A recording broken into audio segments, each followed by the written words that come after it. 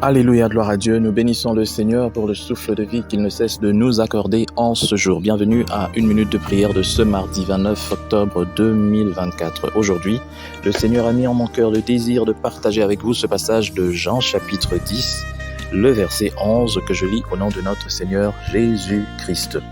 Je suis le bon berger donne sa vie pour ses brebis. Je suis le bon berger, dit le Seigneur Jésus-Christ, le bon berger donne sa vie pour ses brebis. Mon frère, ma sœur, ça m'a toujours choqué de voir le comportement de certaines personnes qui aiment bien se faire appeler père, daddy et puis tout ça.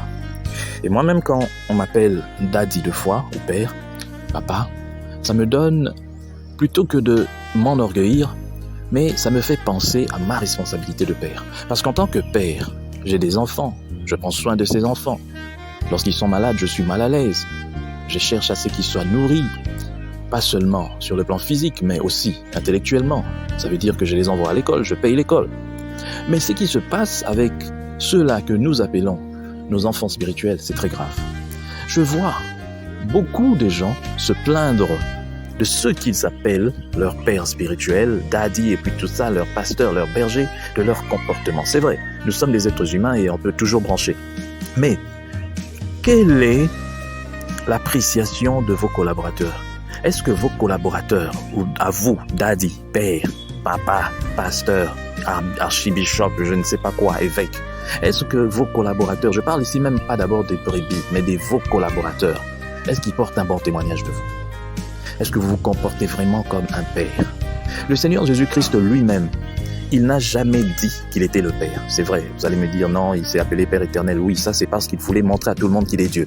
Mais dans sa relation avec ses disciples, le Seigneur Jésus-Christ ne s'est présenté même pas comme Père, mais comme Maître. Et pourtant, même en se présentant comme Maître, où il n'y a même pas ce lien d'affectivité, je ne sais pas comment, il était de bon cœur. Il savait comment gérer les gens. Il savait comment se comporter. Il savait comment être compatissant, être bon. Mais comment est-ce que vous, qui vous faites appeler Père, vous voulez qu'on vous appelle Père, qu'on vous adore, qu'on fasse tout pour vous, que tout, mais vous ne montrez pas de l'amour pour ceux-là que vous appelez des fils.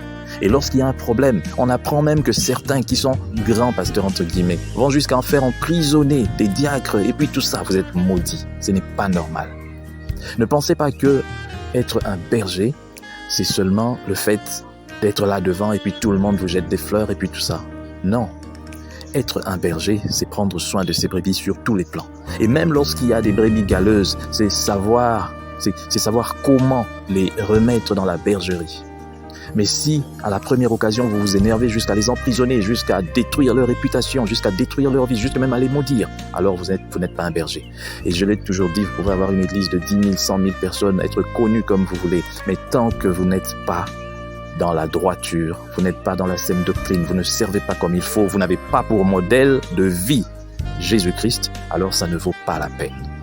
Un jour, lorsque vous serez devant le Seigneur lui-même, qui est le Père éternel, il vous dira que vous n'avez pas été un père correct. Alors aujourd'hui, je t'offre cette occasion par la parole de Dieu de changer, afin que tes fils spirituels, afin que tes collaborateurs dans l'église aient un bon témoignage de toi. Ils ne mentent pas, parce que c'est comme ça que tu te comportes, alors tu dois changer.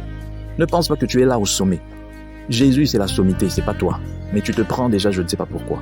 Redescends sur terre, et que gloire soit rendue à Dieu pour sa parole, au nom de Jésus-Christ. Amen.